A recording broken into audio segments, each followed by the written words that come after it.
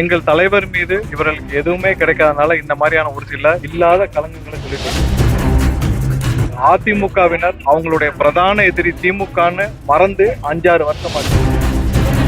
தெரிந்து அம்மாவுக்கு அப்புறம் இவர்கள் அனைவரையும் மக்கள் புறக்கணித்து பல வருடங்கள் ஆகிறது. திமுக ஆட்சியிலிருந்து அகற்றப்பட வேண்டும். எங்களுடைய அரசியல் எதிரி பொதுமக்களுக்கான விரோதி என்ற தீய சக்தி அரசியலிருந்து அகற்றப்பட வேண்டும்.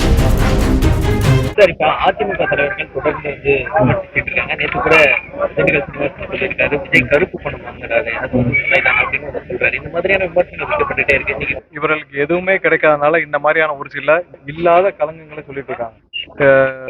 யார் யாரெல்லாம் திமுகவுடைய கைக்கூலிகளா இருக்காங்களோ,